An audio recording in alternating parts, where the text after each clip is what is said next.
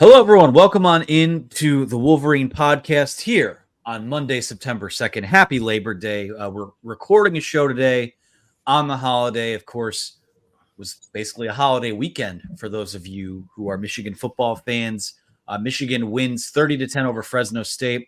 It's the first time the three of us, Anthony Broom, Chris Ballas, Clayton Safey here with you, have talked about the game together. So we'll get, clean up some of the takeaways from this weekend. We will also discuss Sherrone Moore's Monday press conference. Big week with Texas coming up here on Saturday. But, fellas, welcome on in. It's good to be talking actual games again. It is. And, it was fun to see this new Michigan team, this new look Michigan team. Obviously, you wish you could keep that other team together for another 5 or 6 years, right? And keep winning championships. But it was time for other guys to step up, and love the defense, fellas. Offense is a work in progress, as we kind of suspected it would be. But I have a feeling, I hope anyway, that we'll see a better offense in week 2. Guys got to step up and make plays when they're there to be made, if that's going to happen. Yeah, big week here. First time Michigan and Texas have ever played on a campus. So I'm very, very excited for this one. I feel like we've had this one circled for a long time, really since last season ended.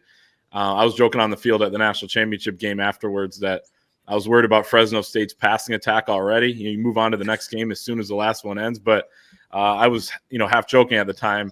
This is the real game that should be the test for Michigan. They passed the first one, and now here we go into week 2 against the Longhorns. Yeah, before we get into our show, wanted to mention quick, Big Ten goes 17-1 this weekend. Just while we have the schedule up on the screen, anything change? I mean, maybe there's some Texas takeaways here, but anything change with the opponents on the schedule moving forward? I think it's pretty apparent USC much better than we expected them to be. Yeah, no question. And at Washington still looms for me the first road game for Davis Warren, the Michigan starting quarterback. Defense travels, guys, and I still feel pretty good about that one. But, man, on the road in a true West Coast game, that one's going to be interesting. At Indiana, you know what? Our boy down there who came out with breathing fire at Big Ten Media Day, we'll have his team ready for that one too. But overall, it's the USC game is the one that got my attention. They were really interesting to watch last night. Especially their defense. Like, they're always, Lincoln Riley has switched defensive coordinators multiple times in his tenure as a head coach. It never has worked. And we'll see if it does work now because, who knows what either of those teams, USC or LSU, is going to be. But, I mean, USC looked much better defensively than we've seen from them over the last few years. Under Lincoln Riley, they actually tackled people, which was surprising, and they got the job done offensively with a game-winning drive when they needed to. Who knows how good that LSU defense is? They're not expected to be good either. They got a new coordinator, Blake Baker, but I don't know. USC improved, in my opinion. Minnesota looks worse than I thought. Should be able to win at home when the other team's quarterback breaks his leg as well. But other than that, Oregon struggled a little bit, but it's week 1. Things happen. And really, Michigan's been fortunate up until Saturday night in recent openers to not have weird things happen and struggle a little bit or lose a game or whatever. So the fact that they were able to get out of it with a 20-point win is still pretty encouraging. Yeah, and of course, Brian Kelly in the post-game press conference for LSU slamming his hat down on the table, the same way I think a lot of Michigan fans did when Alex Orji fired a pass at the shoelaces of Tyler Morris in that game on Saturday night. So it didn't make that was mean. It did not make it to the shoelaces. Let's be very clear. So it was about 7 yards short of the shoelaces. Anywho, before we get into our show, we will talk Monday press conference. We will clean up some thoughts from this Fresno State game, look ahead to Texas a little bit, and of course, as we do every week, take your questions to end the show. But before we do that, I want to shout out our friends over at Homefield Apparel. There is no better vintage collegiate apparel place in the country, in the world, as far as I'm concerned. You're going to want to use that promo code Wolverine for 15% off your first order. Listen, if you're going to go to the game Saturday, there's going to be a lot of burnt orange that makes its way to Ann Arbor. I think a lot of those folks down there are looking forward to making the trip. You're going to need to refresh your fit a little bit too. Get some of the designs over there in the Homefield store. It might be a little chilly this weekend. Need to get maybe some long sleeve t-shirts, some crew necks, some hoodies.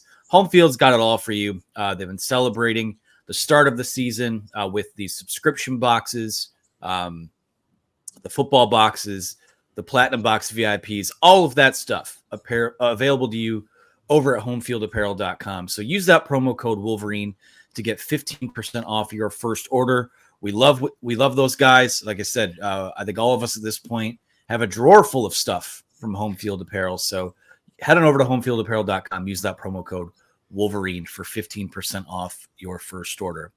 All right, fellas, a couple days since Michigan's season opening win over Fresno State. A couple days to kind of, I think all of us have rewatched the game at least once at this point. We head to Ann Arbor a little earlier this morning than normal for Sherrone Moore's press conference. And I think the tone of it was, obviously you're happy with the finish. You're looking for something coming out of that game to hang your hat on. I think, Will Johnson calling game was kind of an exclamation point on how well that defense played. Offense finds itself in a super tight, gotta have it situation in week one, which is not a situation that this Michigan football team has been in over the last few years, this early in the year. And when they needed to put something together, they did. And I think that has served or should serve as a bit of a springboard heading into this next week here. But Sherrone Moore basically echoed what he said Saturday. A lot of things to clean up. There are things they liked, things that they expect better from. What did you fellas make of some of the things that Sherrone Moore had to say on Monday afternoon or Monday morning, I should say? It's really typical of Sherrone Moore. He doesn't give anything away in press conferences. He is extremely close to the vest, reminds you of Lloyd Carr in that respect. Jim Harbaugh, when he was in a good mood, would give us stuff every now and then, right? He'd be like, this kid's playing really well. This is what I really love. This is how it's playing out. If he's in a bad mood, you didn't want to ask a question. But with Sherrone Moore, you're getting the same thing every week, and I don't have any problem with that. He doesn't want to give anything away. And he was talking basically about how he was most encouraged about that last drive. And so was I. So were both of us. You had to have it. That could have been disastrous, fellas. If you go 3 and out down there after you're down 16-10, instead they put together the best drive of the game. And they have 180 yards in the second half, I think, which is acceptable. And that last drive, to me, was what we hope to see this year from these guys. That it took a little bit longer against a pretty good football team, frankly, is just what it is. So, but I like Kalel Mullings in there running the ball. Sherrone's been non-committal about that. Are we going to see more of Kalel? Is Donovan Edwards going to play with Kalel at times? Can you move Donovan to the slot occasionally? We'll see. But I don't think you can waste possessions in games like this or even carries. So they got to play their best. I think Kalel Mullings is that. So, and then he talked about the receivers having more to give. That was my question for him. And he said, yeah, if they want to take Colson Loveland out of the game, we've got this, and this.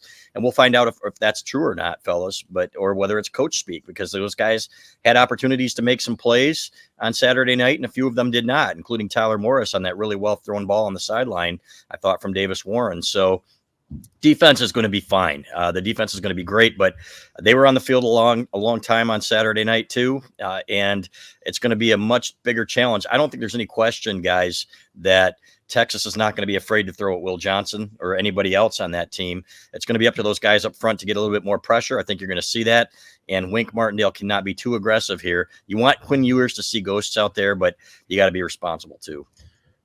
I thought it was really interesting how Sherrone Moore said he went back and watched the last few season openers, and then, either watching it in the past, because obviously he's watched those plays a bunch, or doing so again yesterday or this morning, watching game 2 and seeing the strides that the offensive line made from game 1 to game 2. And a lot of the same things that people are talking about coming out of Michigan's opener this year are the same things they talked about after the ECU game last season. ECU stacked the box. Michigan had a tough time running into that. We talked about, just how that line was a little bit different than the line before, which was maybe the best I've seen at Michigan. So, certainly there was going to be a drop off, and it's going to take some time for this line to get going as well. I said that coming into the season, still feel that way. It's not going to be perfect in week 2, but it should be better. And listening to John Jansen talk after Michigan's game, he talked about how a lot of the things Michigan screwed up on and didn't do right on Saturday night are very fixable. It was missed assignments rather than, guys not being physically capable to make the plays. Sherrone Moore challenged his team at halftime, his offensive line, to be more violent in the second half. It felt like they were. It really started at the end of the first half for me, watching them come down over 6-minute drive that led to a field goal. Coincidentally or not coincidentally, Greg Crippen was in at center on that drive, but Then we only saw him one other play, happened to be a touchdown. Not that it was all him; it was a pass. But in the second half, when Dom Jadice's helmet came off, but it felt like they started to get momentum there. And then you're right. I mean, that drive could have been, it could have gotten really dicey. It was already 16-10, midway through the fourth quarter, but Michigan able to cap it off. The defense played great. The blitzing, they blitzed on nearly 60% of Fresno State's passing plays. That is a very high rate, in case anyone is wondering. And when you look at the third downs, the way, Wink Martindale put a bunch of guys up at the line of scrimmage, tried to confuse and succeeded in doing so. Mikey Keene, the quarterback for Fresno State, I think he was giving Texas a lot to think about. And I think on the offensive side, clearly some things that they didn't bring out that we'll see this Saturday. So it was kind of like the two different stories where the offense was kind of trying to get through it first, starter for the quarterback, a lot of guys in their first start and first, game in big roles. And then the defense, a lot of experience, a lot showing Sarkisian that, hey, we can do all these different things and we have even more that we haven't pulled out yet. So it's going to be kind of interesting to watch how they approach that. Yeah, it's funny how in a roundabout way, you look at the final score and it does look like, it looks like, at least on paper, every other non-conference game Michigan played last year. And that's not to say that is telling that this team will go undefeated, win a national title. But, there is a little bit of shaking off game rep rust. Some of these guys have, you've been going at your teammates for a couple months here now, spring ball, fall camp.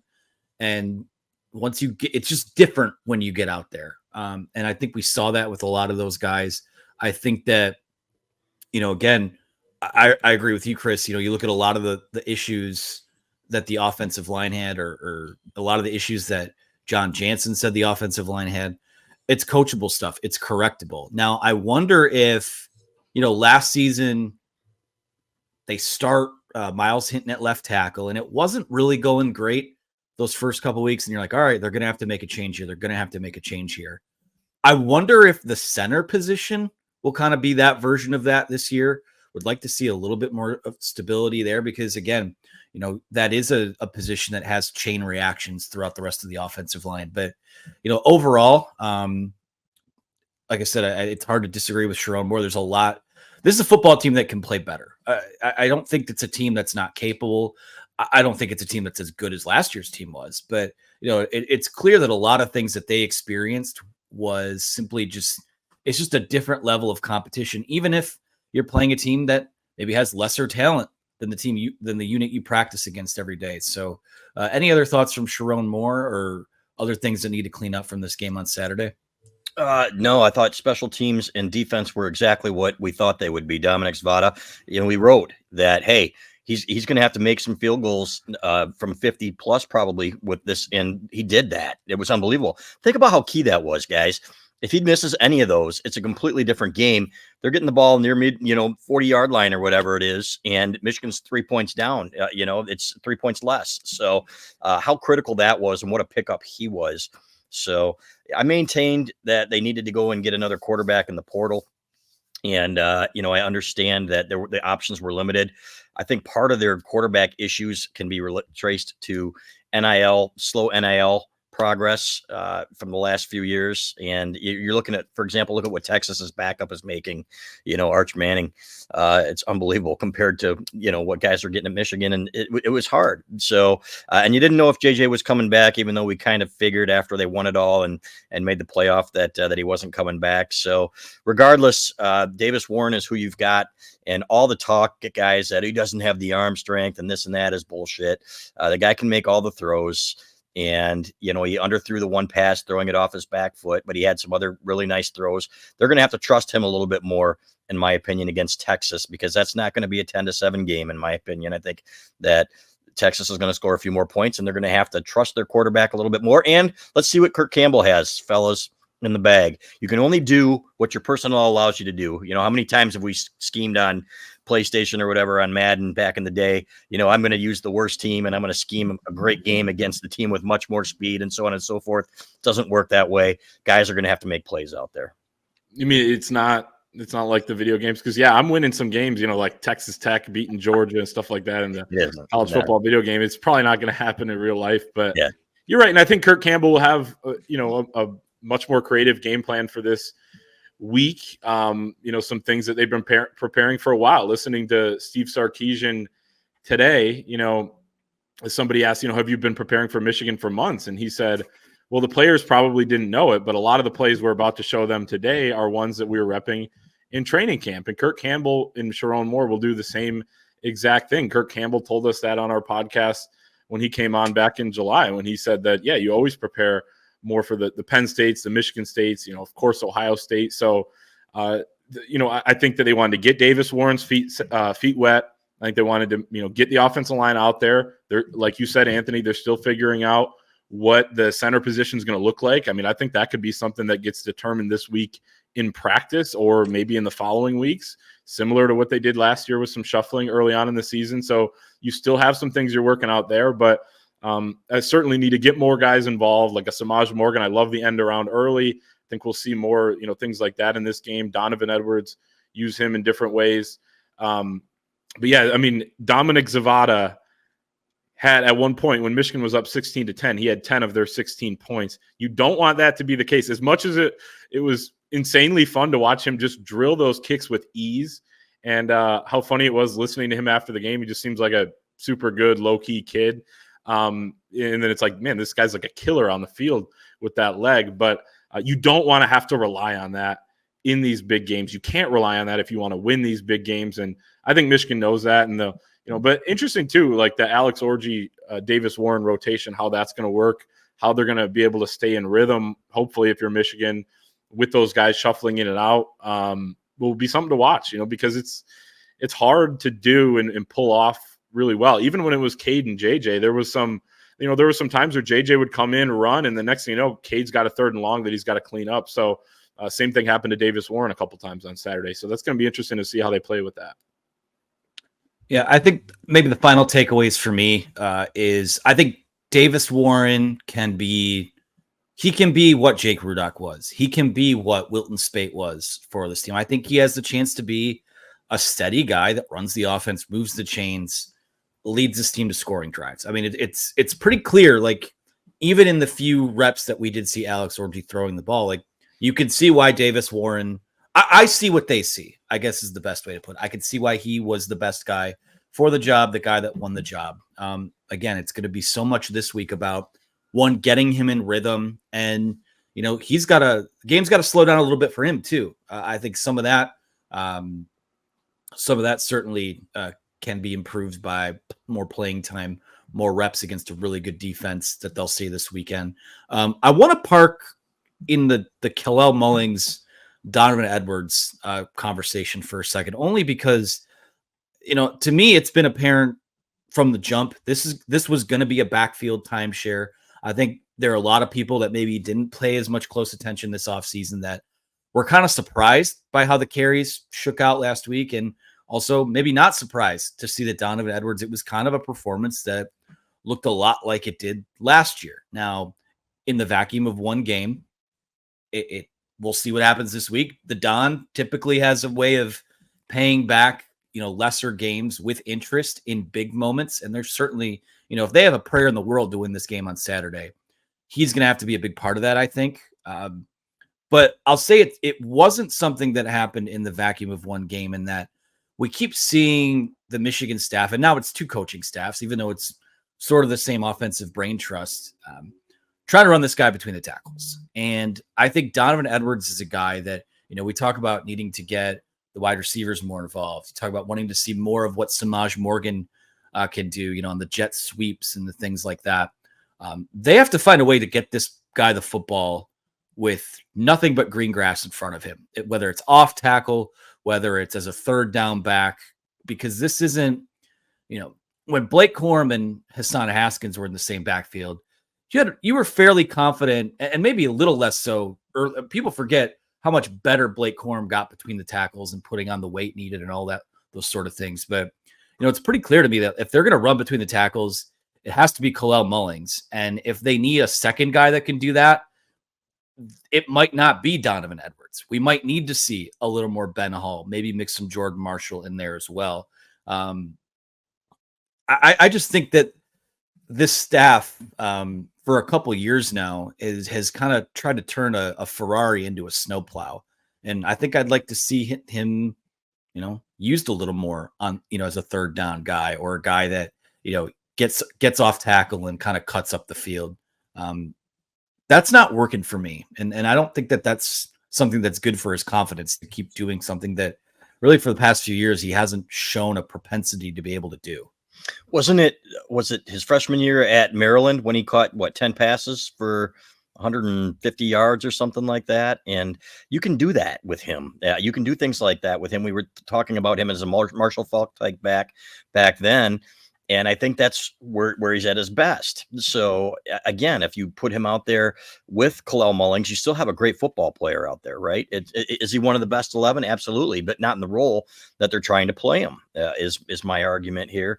But the good news is that they weren't that stubborn with it on Saturday, right? It's not like they said, okay, we're going to just keep doing this because of Donovan's earned it or whatever, and he's our captain. They went to Kalel Mullings because he was their best chance to win. And I think that is going to be the case here going forward. This guy is a Big Ten back.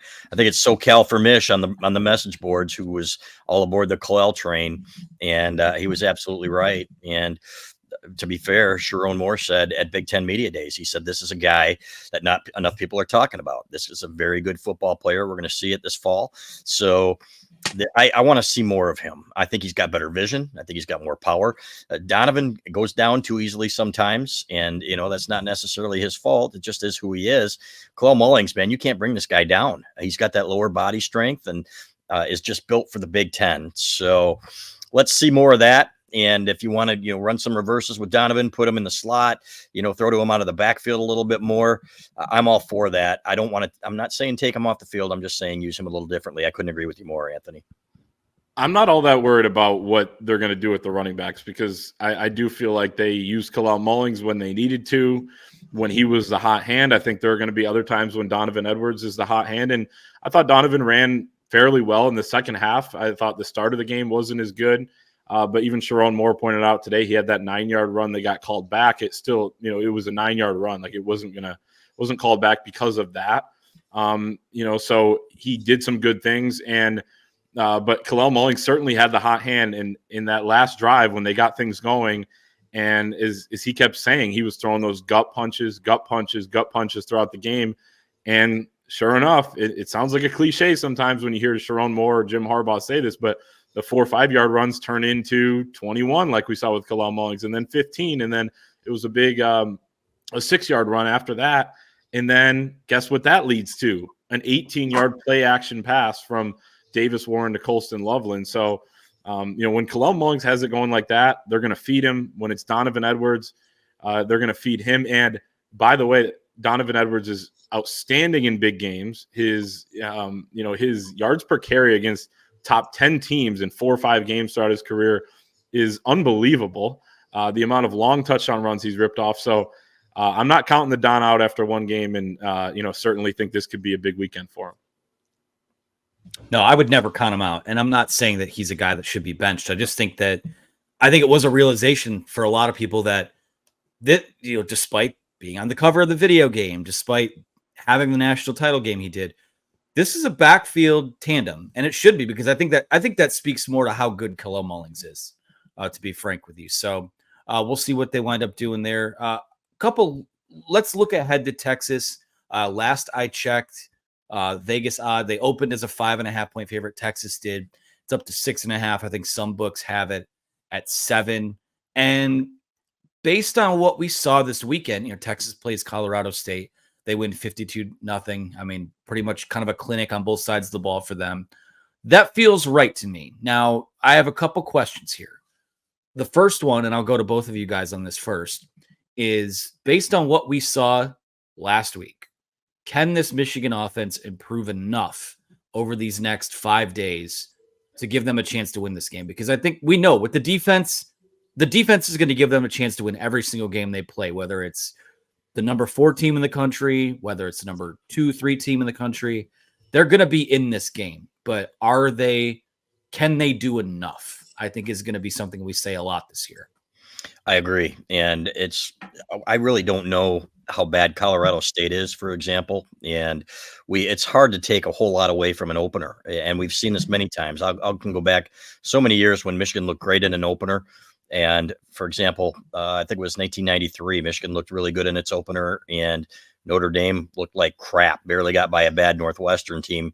Notre Dame came in here and kicked the crap out of Michigan on the ground and did a lot. And I remember Lou Holtz saying after the game, you guys just weren't fair to us, and he made a good point. You can't sit there and say this is what a team is after one game, especially when you're replacing 10 starters on offense. There are good football players over there, right? Grant Newsome said Gio El-Hadi would be playing in the NFL. Now, this might have been an embellishment, would be playing in the NFL right now if he hadn't sat behind Trevor Keegan for all those years. And, we know that Josh Preeb's better than he played on Saturday. And you've got a redshirt freshman playing now in his second game in Evan Link on Saturday. And so these are guys that with one game under their belt, they're going to be much more confident, I think. And they understand. I think the focus will be better too. I'm not saying it wasn't there on Friday night or Saturday night. I thought, for example, Will Johnson coasted a little bit on defense, for example. He's better than he played, but I think there's a lot more talent on that side of the ball than people are giving credit for. Tyler Morris can make plays. We've seen it. These guys are making plays against the ones in practice. Samaj Morgan's better. So it's going to come down to guys playing to their potential and a great game plan, which I think Kirk Campbell is capable of. I think there is enough talent on this offense to put points on the board, and that they're going to continue to get better. And Davis Warren's going to continue to get better. Everybody looks at him and like he's a finished product. This kid's barely played any football, fellas. He's skilled, but he hasn't seen enough to be good yet. So is it good enough in 1 week, AB, to answer your question? I don't know. I think it'll be a lower scoring game, but I think that people writing Michigan off here better check themselves. I think Michigan's going to come to play. I think they're still physical up front. And like they said, it wasn't a matter of, with the exception of a few plays, including Dom Judice getting blown up on a third or fourth and short, that they weren't getting blown back into the backfield or anything like that. So I expect them to be much better in week 2. Will it be good enough? We're going to find out. There's this misconception every year in college football that how you play in your opener is how good you are. And so much goes into what happens during the 60 minutes of a football game. It's how you perform during that game, what the opponent does, what the situation does. If you hit a deep ball to Tyler Morris, we might be talking about completely different things. It's just we're talking about a couple yards difference, or in some cases inches. So it's not an excuse to say, that what the offense did on Saturday night was good enough, because I certainly was not all that impressed, although, I wasn't all that discouraged either for the long-term outlook of the group. And, one game doesn't determine how good you are. Just look at the Maryland game last year, the Illinois game the year before. Those weren't openers, but again, it's a snapshot of what you are. So, and Kalel Mullings was asked that after the game, what makes you think basically that this offense can get that much better in a week's time? They don't necessarily have to. They just have to clean some things up that, they probably know they're much better than they showed on Saturday night.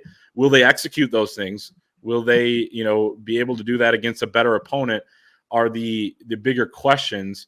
And, especially with the O-line getting things cleaned up and how they're going to combat teams kind of creeping up their safeties, loading the box a little bit. Are you going to be able to make them pay through the air? Are you going to be able to account for them in the run game? Are you going to use Alex Orji more? Are all questions I have going into this game. But I certainly think Michigan can play better on offense with a better game plan as well, better suited for this opponent. So, no, certainly not writing Michigan off offensively.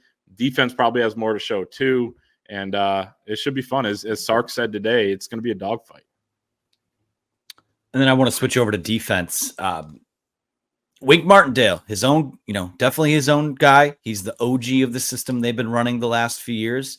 As he said, there were times Saturday night where he didn't do a ton to dissuade the people who were concerned that he was going to be Dom Brown 2.0. I don't think he is that. I don't think he will be that. But are we confident in that group's ability? Because this is the thing, too, that maybe isn't talked about enough. Like, we know that this Michigan defense has a chance to keep them in this game, or maybe damn near win this game alone for them on Saturday. But if the offense is still a work in progress, the margin of error for that defense just gets that much more slim. You look at, a situation like the cover zero when Jade McBurrows is in the game, he gets spun through the spin cycle there. Michigan gives up a touchdown. That's the type of stuff that can't happen against Texas. And it's going to be, I'm really interested in seeing Saturday. You think of those games, in 2017, Michigan loses at Penn State, or 2019 at Penn State, for example, where, the narrative is that Don Brown and Michigan got their pants pulled down by the Penn State offense. But really, you get yourself in a hole in that game, and the margin of error becomes lesser because your offense is not moving the ball. It's not sustaining drives, scoring touchdowns. I think Saturday's pretty big in determining what the trajectory of this season is. A little more so than I thought it was, only because I think we're just going to learn a lot about how this coaching staff approaches these showdown type of games. Yeah, you can't be too aggressive, and you can't. I mean, they're going to go at Will Johnson. I guarantee it. They're not going to be afraid to do that, or Jair Hill or whoever. They're going to test this Michigan secondary. It's going to be up to. Well, we said that about the opener, and Will Johnson got picked on a little bit. Frankly, there were some balls over his head. Should have had a touchdown over his head, if we're being honest. So he needs to be better. And I do believe that you're gonna see a little more pressure. They've got to rattle Ewers early, fellas. They have got to make sure that he does not get comfortable back there. But you're going to see some 3-step drops and bombs, in my opinion. They're going to take their shots, and they got to be better there. The middle of the field, I thought, was a little too open at times in this last game. So mix it up a little bit more. I know that Wink likes to be aggressive, man, but we've seen against better passing teams, dropping lots of guys into coverage and mixing things up and confusing guys is better. Jesse Minter was a master at it than, bringing the house. So it's going to be interesting to see how they approach that. Can't give up big plays, guys. Just can't. You've got to make them drive the field and kick field goals. That was basically the recipe to beating Ohio State a couple of times, right? And don't let them get in the end zone. They can drive the field, but don't let him get in the end zone. So red zone defense is going to be huge. And then Tommy Doman needs to have a better game than he had on, he had an unbelievable fall camp from what we understand. Last year, he was a little bit more inconsistent than we would have liked.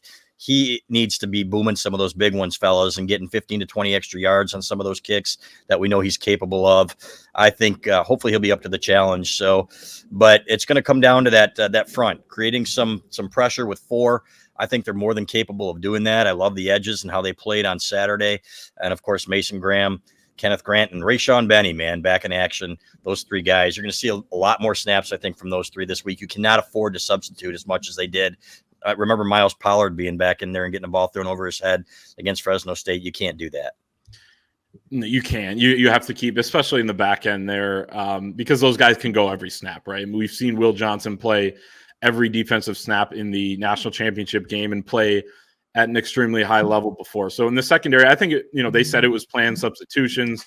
I think they were just trying to get some guys some reps, but that was a 7-0 game. I think you maybe throw out the plan there, or at least delay the plan if it's a 7-0 game and the other team's driving, but all's well that ends well, I guess.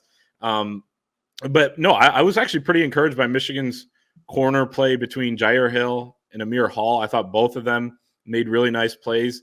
I wasn't all that concerned about what we saw from Will Johnson. He took a couple gambles early in the game. They didn't work out. He did get beat on the slant and go, but he had a really nice pass breakup. And then, of course, just one of those plays that only a few guys can make in terms of like film study and preparation with the 5th longest pick 6 in Michigan history. So I think those guys are going to be ready. I do think Michigan did not trust really their depth in the interior of the defensive line. They did not rotate there as much as they rotated on the edge and in the secondary. They didn't rotate much on the interior. Those guys played a lot of snaps. Mason Graham, Kenneth Grant, they're going to have to do that again this weekend. And the safeties are, still a bit of a question mark, I think, in terms of coverage without Rod Moore back there. They have a lot to prove in this game. But here's the thing about an NFL defensive coordinator is the game plan one week is not necessarily the game plan the next week. They blitzed on 60% of passing downs last week. I would imagine it's going to be less than that this week. And the Don Brown comparisons already are insane, because they weren't really manned up. at all in this game. They played a lot of zone, and guess what? As Don Brown or Wink Martindale and Don Brown would probably tell you, some of Fresno's best plays came against zone defense when Mikey Keene was able to pick them apart a little bit. So zone, and like man is like some buzzword, because, oh my God, they're just manned up and they leaving these guys on an island. It's not always a bad thing. So we're going to see, I think, a lot of different things from Michigan's defense in terms of the fronts and coverages and what they do to kind of, blur up the picture for Quinn Ewers on Saturday. You are not Don Brown just because you like to blitz. End of discussion. Right. I feel bad for even entertaining the conversation, but just a couple things I'm thinking about heading into this game on Saturday. And again, we are so, I say we as a collective, people watching football, we got to stop with the hyperbole in one game. Will Johnson comes into this season as maybe the best, definitely the best cornerback in college football, maybe the best defensive player. And you got people talking about him coming out of this game like he's Vernon Hargraves in the Citrus Bowl. Like, let's relax. So Will Johnson's going to be fine. Michigan's going to be fine back there. But a big test this weekend. Jake Rudock, baby. Shout out, Jake. See, it all comes full circle eventually. It does. We will preview the Texas game in full on Thursday. Really looking forward to diving in a little more to the game that they played. Some observations. We'll probably have those up at some point this week. I want to move into questions. We got a lot of great questions from the message board. We're gonna get to as many of them as I can. I'm just gonna kind of play point guard here and keep it going. We'll start with Blue Thunder 24, who says, "Is Alex Orji effectively a running back running the Wildcat in the Michigan offense?" Yeah, pretty much. And, we haven't seen otherwise. I guess the biggest smokescreen ever, right, would be if Alex Orji comes out and slings it and throws for 250 yards against Texas and they let him, go back and just fire it. But that's not going to happen. He is who he is, and we've known that. There's a reason that people this summer were talking about Jack Tuttle first, and then when he went down, Davis Warren was the better thrower because he was. So I'm not sure what his best position is. He's an unbelievable athlete, fellas, and he's a good runner. He really is. I just think, I don't think he's an full-time running back or anything like that. Could he be a great tight end or something like that? If he could catch, probably. But to me, he's not a full-time quarterback, and that's why you're using him the way you are. So, and there's nothing wrong with that. There's a reason that he wasn't being recruited by very many teams as a quarterback. I don't think he's a running back type for this offense because he changes the math for this offense when he's in the game. We saw it when he picked up 3 first downs with his legs, and he's also not just a running back because he threw a touchdown pass. So, they can do some different things with him. And when they're struggling to run the football in short yardage, when it was Davis Warren handing off to Kalel Mullings and your center gets blown up, then they were able to pick up some short yardage plays with Alex Orji in the game later on.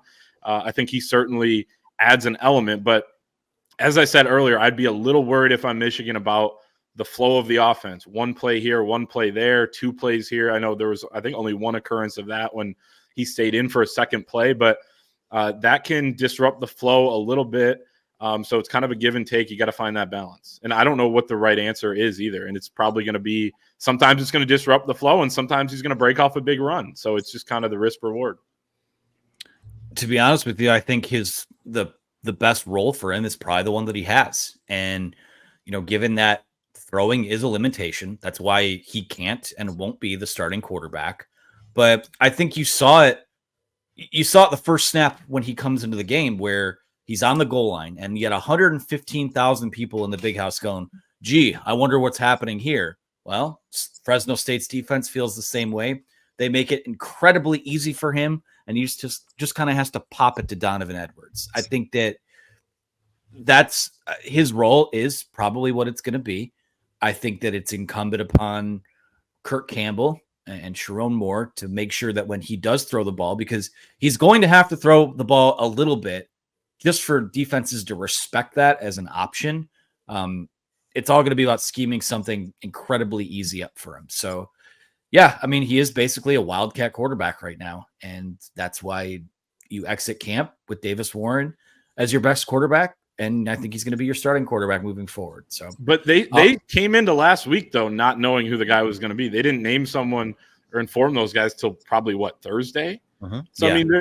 it was a battle going into late in the week. Like that wasn't by design, right? So there's Right. got to be something to one. It's either a concern about Davis Warren, but I'll say the other throw that Alex Orji threw later in the game, we know he can throw better than that. He hasn't thrown a pass in the game in a couple hours. It's not an excuse for throwing it like that. But I mean, to me, it was just kind of like, all right, kind of a one-off probably. It's and one he bad was battling play for the job. I mean, he had a chance going into Wednesday, Thursday. Yeah, we joked about it, that it came up 7 yards short, and we haven't seen him throw a bad pass that bad ever, honestly, in his limited throws, whether it's spring game or whatnot. So, maybe he was a little bit nervous, and there's a lot of pressure on these guys, right? They both want to play, and they both want to see the field. So, but you got to step up, buddy, when you're at Michigan if you want to play. And he didn't. And Davis Warren was better. And as much as other people were saying that this is going to be Alex Orji's job, and they've known it since the spring and all that crap, which was absolutely that, it proved to be that Davis Warren, with his last real nice week of practice, secured the job, and he's earned it. So, but I love the fact that Alex Orji is not complaining. He's a great teammate. That quarterback room is not like it was with two of the previous quarterbacks with, crying and whining and I'm taking my ball and going home. Or one of them. Yeah. Well, it was two actually. But you know what I'm talking. Yeah. So I got you. Yeah, you know what I'm talking about. So regardless, it's a tight room. It speaks to the culture in there. I hope both of them kill it. And my last thought, I hope he keeps the role. I mean, he scored their only touchdown until the fourth quarter. Mm-hmm. So we'll see what happens. We'll see how this develops. This is from CT Blue 72, who asks, and we've had a lot of discussion about this off platform. Why didn't Sherrone Moore go for two when it was 22-10 with less than 6 minutes to play in the game?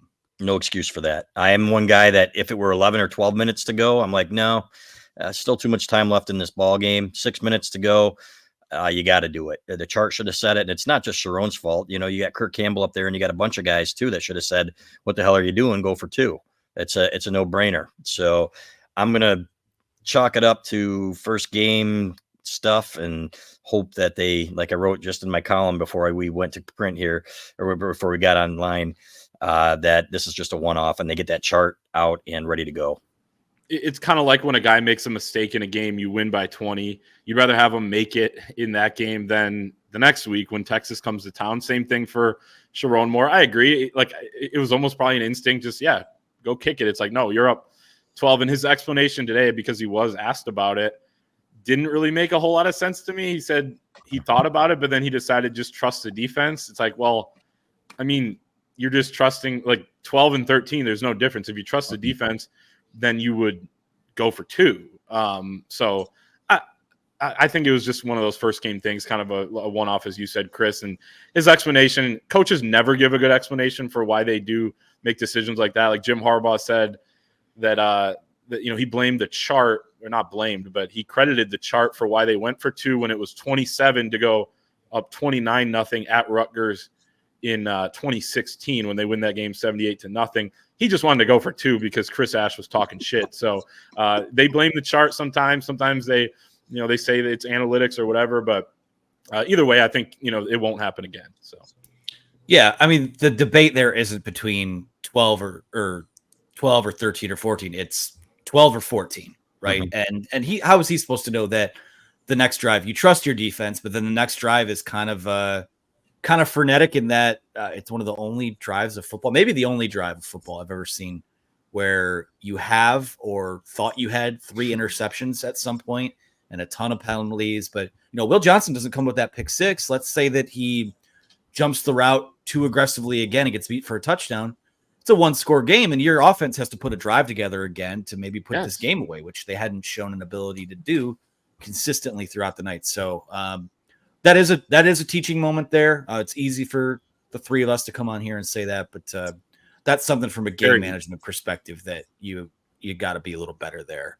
Let's go to one from. I have a couple questions on here from Snortimer and Maize and Blue, wondering where Amorian Walker was. He warmed up, but they played about 6 or 7 wide receivers, and he was not one of them. He's not good enough. He's an athlete that still needs to be figure out how to become a better football player. And I wrote, if you're buying or selling, I wrote a column before the season that, this is not going to be the big receiver that everybody wants him to be. And if he had been, he would have been playing more by now. So that's why they moved him to defensive back, right? That's why, the quarterback thing. That's why they tried to, make Alex Orji a kick returner last year. There are signs there, guys. And sometimes you can read the tea leaves and say, okay, this guy's just not what he needs to be yet. So there, hopefully he comes on strong, but great athletes don't always turn into great football players. And I think our EJ Holland said that when he saw him play, what is his position and what kind of a football player is he? So, but hopefully he remains a good teammate and maybe at some point he gets this opportunity. He's just simply not there yet. And, it was also telling that the broadcast crew said that the coaching staff believes Kendrick Bell is their top deep threat, not Amorion Walker. So if he's not going to be a deep threat, then he's not really going to have a role given, the other limitations it seems like in his game. So they have a pretty clear top 5 right now at receiver. And even the 6th, Fred Moore, is ahead of Amorion Walker. So it seems like he still has a ways to go. Yeah, surprising to me wasn't that Amorion Walker wasn't out there. It was that we saw a lot of Peyton O'Leary, and Fred Moore only had 3 snaps, I think it was. Is that correct? He only had 3? I think so. Yeah, and he was the target who had a step on on Cam Lockridge, the Fresno corner, on the pick.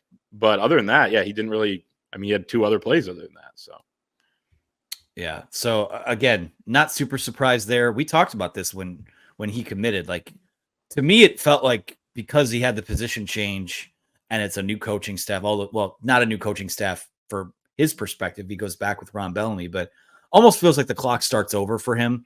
So yeah, I wasn't surprised to not see him out there. Looks like we are without Chris Ballas at the moment, but we will continue rolling along with questions. This is from Maze and Blue, who asks, has cover 0 been ripped out of the defensive playbook and burned? No, clearly not. They ran it a few times, but again, the game plan for one game isn't the game plan for the next. It's certainly true in college football. It's certainly been true of Michigan the last few years where they mix things up from week to week. And it's definitely true in the NFL where Wink Martindale just came from. And, you look at what they did to try to confuse Mikey Keene. I think they decided against Fresno they were just going to trust their DBs against those receivers. They were going to trust that they could confuse and frustrate Mikey Keene. He did pick them apart more so when they sat back and actually, didn't really do much when they blitzed him. So it worked in this regard. It doesn't mean Wink Martindale thinks it's going to work every single week against every single quarterback. Totally new challenge coming in this week, so not worried at all. I mean, I'm worried about Texas, but I'm not worried about them losing that game because Wink Martindale just deploys the same game plan that he did Saturday. You heard it here first. Clayton has made his game prediction. He's not worried about the Texas Longhorns. Not worried. I want to go to this one from Scoot because it's interesting because I almost feel like, and again, I'm not saying that this is going to be a repeat of 2021, but Scoot asks, how will this offense we saw Saturday be able to hang with Texas, USC, Oregon, and Ohio? And Ryan Van Bergen and I talked about this Saturday on our post-game show where, I'm old enough to remember. You're old enough to remember. We were both on the beat at the time. 2021, they play Washington. They run for like 1 billion yards. And Cade McNamara threw for 40 yards on the night. And as fun as the win was for them, big win against a Pac-12 team at the time, the narrative was, yeah, that was fun and all, but how is this going to beat Ohio State? How is this going to get them over the hump? Like, it's the same old stuff. Yeah. I would implore people to not, like, it's because you see how Oregon plays or Ohio State plays or Texas plays. It's not necessarily like fighting fire with how do we hold up playing similarly to them in a shootout. I think the key to all of it is complementary football. I think Michigan needs to handle its business in all 3 phases of the game. I think on offense, need to not leave, here's this term again. We've heard it a few times the last few days, leaving meat on the bone. You got to take advantage of your opportunities. You got to hit on your assignments. And it's been a tried and true recipe the last 2 years.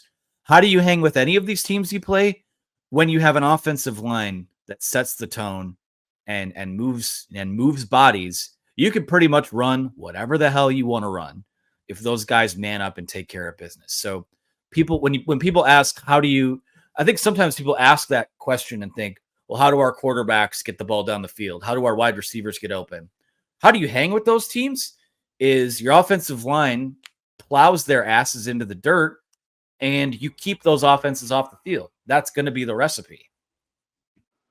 Yeah, I mean, it starts there, right? If you're not going to have an eraser of mistakes at quarterback, like I called J.J. McCarthy last year, at least not yet, in Davis Warren, who's making his first start since his sophomore or junior year of high school, then you're going to have to be, 2019. So you're going to have to be really good then at the things that are not easy, but they're simple, right? It's, making the right blocks, getting to the second level on double teams, not having missed assignments, not letting a guy cross your face and getting in the quarterback's face like Giovanni El-Hadi did on the 1 3rd down sack, things like that. You're going to have to be really clean and really good in the other areas because there are other ways to win games. We've seen it from Michigan throughout the years. We saw it even in J.J. McCarthy's first year as a starter. They won differently than they did the next year when he was better and more seasoned. So, you can certainly win with that formula, and it does start up front. And when you have that coupled with a potentially elite defense and defensive line that can control the line of scrimmage, then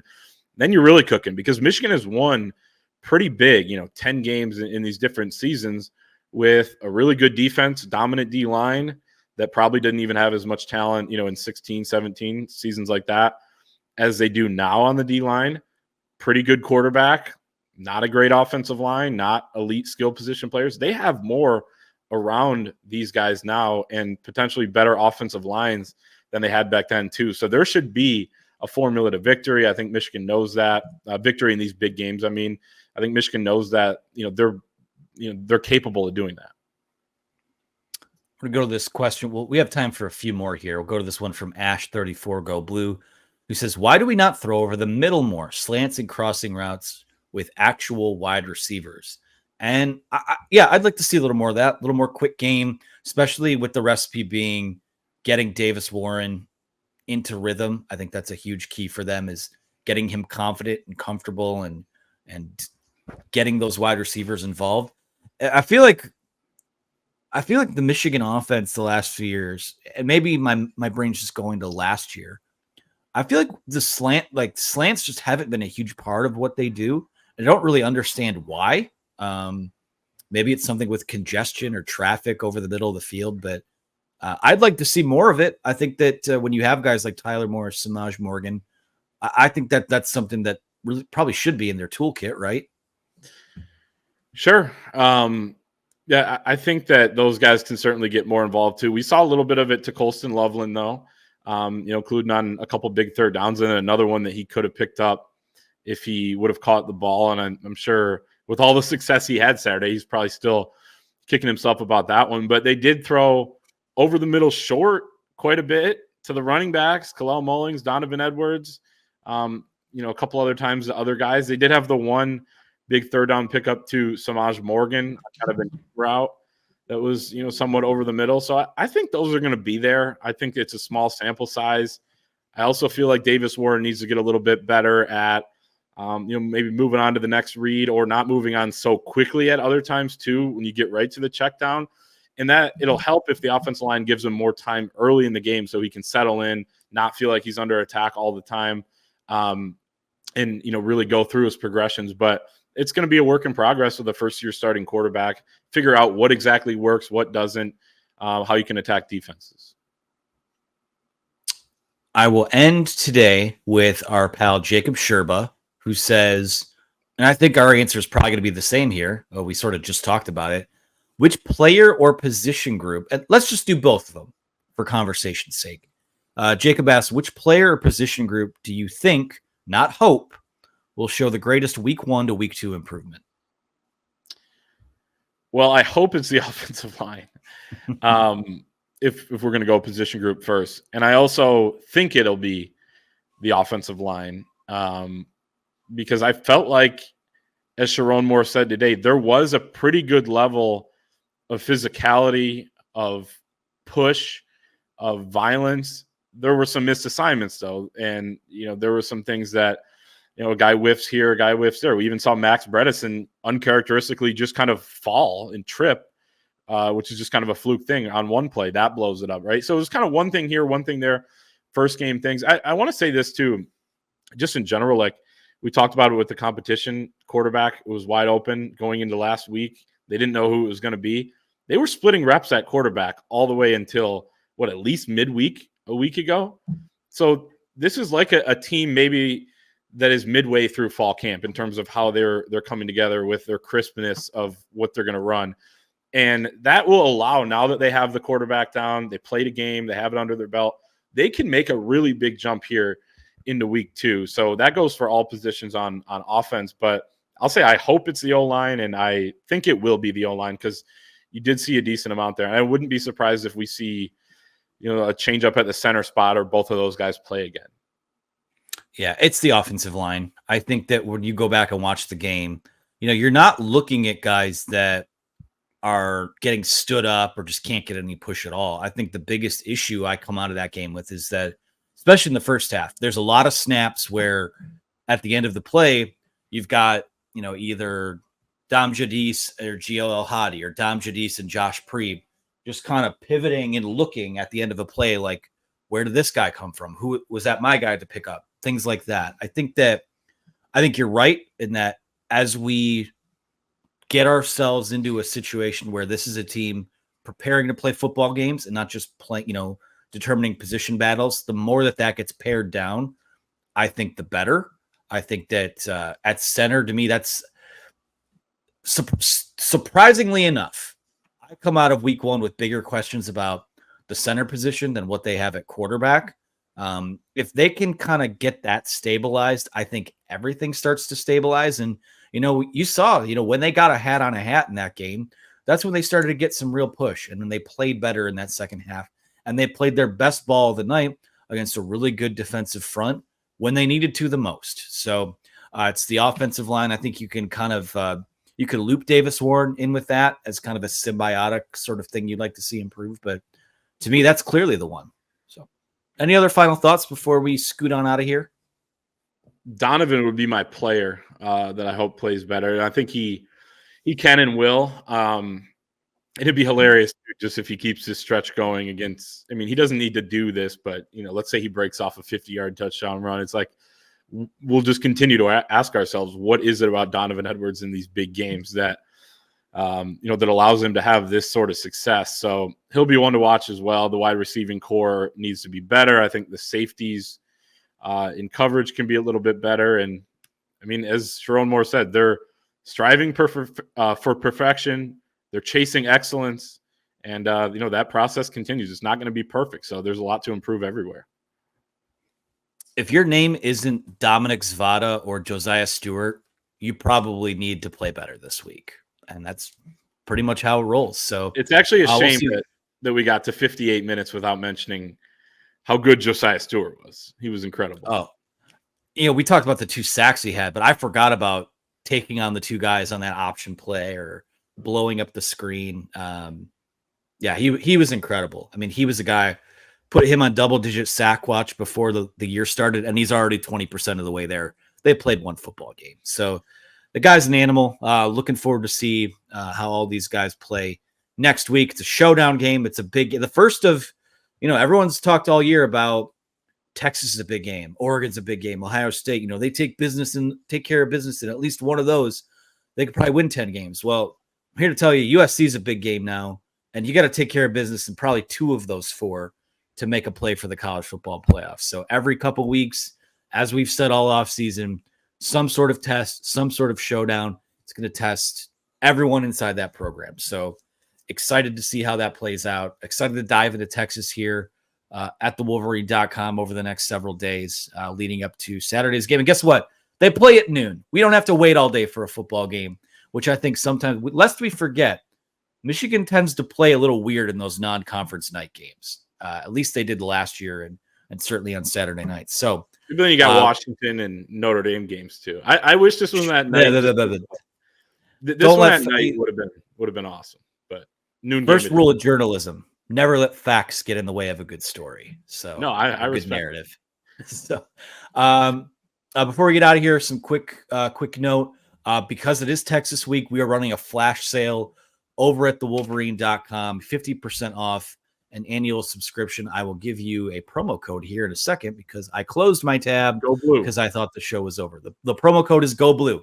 It's as simple as could be. If you're a first-time subscriber, you're going to get in for less than a cup of coffee a month. Get all the premium intel, our game analysis. The next few months, I mean, it's going to pay for itself. So use that promo code Go Blue, 50% off an annual sub for new subscribers over at thewolverine.com. For Clayton Safey, for Chris Ballas, in parts unknown, wherever he may be, I'm Anthony Broom. We will talk to you guys again Thursday when we preview the Texas Longhorns and plant a flag in what we think is going to happen in that game. See you later.